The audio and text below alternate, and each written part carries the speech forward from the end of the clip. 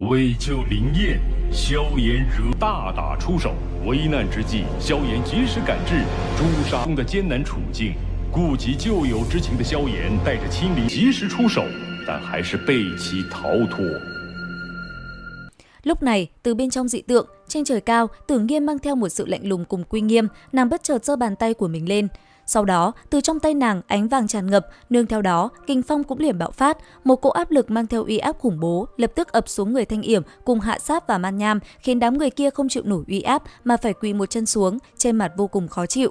Làm xong, thanh âm Tử Nghiên lạnh lùng vang lên quát: "Hôm nay tổn thương một cọng lông của hắn, người hãy dùng mạng mà đền đi." Lời nàng vừa dứt, âm thanh liền vang vọng khắp Long đảo. Nghe thấy thanh âm này, đại chiến cũng liền dừng lại. Nhanh chóng tách nhau ra, Trúc Ly nhìn về phía dị tượng ngập trời nói: "Huyết mạch vương tộc đã hoàn toàn thức tỉnh rồi." Lời vừa dứt, ông cùng tất cả người của Đông Long đảo liền cúi người xuống và quỳ một chân hô lớn nói: "Cung nghênh Long Hoàng đại nhân." Phía xa, đám người Tây Long đảo và Nam Long đảo thấy tình huống này thì vô cùng lúng túng, nhìn bọn họ như vậy, hắc kình quát: "Hạ Sát, Thanh Yểm, Man Nham, các ngươi thật to gan, nhìn thấy Long Hoàng đại nhân còn không hành lễ."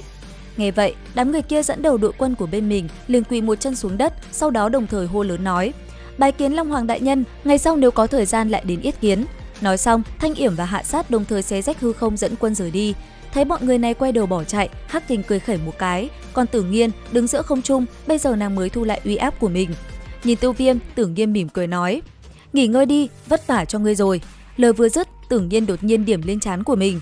Ngay sau đó, từ trong mi tâm, một giọt huyết sắc màu tím nhạt theo bàn tay Tử Nghiên bay ra, rồi lập tức hướng về phía Tiêu Viêm mà bay tới. Chỉ trong nháy mắt, giọt huyết sắc ấy đã dung nhập vào mi tâm của nam nhân kia. Nhất thời, theo giọt huyết sắc ấy đi vào, Tiêu Viêm cũng liền cảm thấy cơ thể mình tràn ngập năng lượng, nhanh chóng ngồi xuống, hai mắt cũng từ từ nhắm lại. Làm xong, Tử Nghiên nhìn Hắc Kình nói: "Chăm sóc cho hắn thật tốt, chuyện của Long đảo cứ giao cho ta." Nghe vậy, Hắc Kình gật nhẹ đầu. Còn Tử Nghiên, thân hình phóng lên trời cao, uy áp khủng bố ngập trời của nàng cũng liền bao phủ nơi đây, khiến mọi người không khỏi sợ hãi. Giờ khắc đó, dù là quân lính của Tây Long đảo hay Nam Long đảo, tất cả liền hướng về phía Tử Nghiên rồi quỳ một chân hành lễ. Thấy thế, Tử Nghiên lạnh lùng nói: "Chỉ huy của Tam đảo, trong vòng 10 hơi thở, các ngươi phải dẫn người ra khỏi Đông Long đảo." Nghe vậy, đám người kia dẫn đầu là Man Nham cũng liền gật đầu. Ngay sau đó, bọn họ cũng lần lượt mở ra hư không dẫn quân rời đi. Thế nhưng trước khi đi, Man Nham vẫn nhìn Trúc Ly nói: "Các ngươi phải cẩn thận, Tam đại Long Vương dạ tâm rất lớn, muốn thống nhất Long tộc không phải chuyện dễ." Nghe được lời này, Tử Nghiên liền đáp: "Nói cho Tam đại Long Vương, Thái hư cổ Long tộc từ xưa đến nay chỉ có một Long Hoàng, không có Long Vương, một ti tí huyết mạch của bọn họ, bổn hoàng đến lúc sẽ đích thân thu hồi lại." Lời Tử Nghiên vừa dứt thì đám người kia cũng chính thức rời khỏi nơi này. Cứ thế, nơi đây trở lại sự bình yên vốn có. Thời gian qua đi, không lâu sau, Tiêu Viêm bây giờ mới từ từ mở hai mắt. Bất chợt, vào lúc đó, Tiêu Viêm khẽ nắm tay, năng lượng kinh khủng đột nhiên bạo phát. Thấy thế, Trúc Ly trưởng lão khẽ cười nói: "Tiêu Viêm tiểu hữu, người đã tỉnh lại." Nhìn thấy lão nhân này bước vào và theo sau là Hắc Kình, Tiêu Viêm vội vàng đứng dậy ôm quyền hành lễ với hai người. Nhìn hành động ấy, Trúc Ly vội vàng đi tới nói: "Tiêu Viêm tiểu hữu đừng khách khí, người có đại ân với Thái hư cổ Long tộc ta, một lễ này chúng ta không nhận nổi." "Tử Nghiên thành công rồi sao?" Năng lượng của Long Hoàng căn nguyên quả vẫn chưa được hấp thu hoàn toàn, đại nhân lần này đã bế quan, sợ rằng phải rất lâu nữa mới tỉnh lại. "Tại sao trên người ta tựa hồ có chút biến hóa?" "Đây là do Long Hoàng đại nhân rót một tia Long Hoàng lực của nàng vào thể nội của ngươi, hơn nữa, nó còn kích phát hoàn toàn hiệu lực của cổ Long tinh huyết ngày đó ngươi đã phục dụng, từ đó làm cho ngươi được cường hóa trên diện rộng, độ mạnh mẽ của thân thể ngươi hiện tại có thể so với ma thú đấu tôn. Long Hoàng lực cũng không đơn giản như ngươi đang tưởng tượng, ngươi thử ngưng thần rồi thúc giục lực lượng xa lạ, xem thử có chuyện gì phát sinh." Nghe vậy, Tiêu Viêm chợt nhắm hai mắt lại, đến khi mở mắt ra, hắn khiếp hãi thấy được thân thể mình được bao phủ bởi một lớp vảy rồng vàng chói.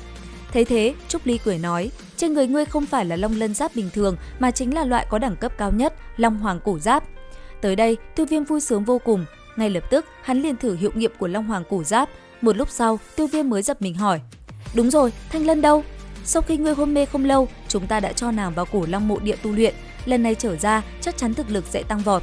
Một khi đã như thế, vậy ta xin phép được ở cổ Long đảo thêm một thời gian nữa đi, nếu có chuyện xảy ra vẫn có thể giúp đỡ." "Tất nhiên là chúng ta rất hoan nghênh rồi." "Xin hỏi Trúc Ly trưởng lão một việc, không biết ngoài hư không của Đông Long đảo có chỗ nào tu luyện sấm sét hay không? Nơi có sấm sét lôi đỉnh lớn nhất là ở phụ cận không gian hư vô của Đông Long đảo, ta dẫn ngươi tới đó." Nói xong, Trúc Ly liền dẫn Tiêu Viêm rời đi. Và liệu rằng tiếp theo, Tiêu Viêm sẽ làm gì? Theo dõi kênh YouTube Review 5 phút để biết thêm chi tiết trong tập 147 các bạn nhé. Xin chào và hẹn gặp lại!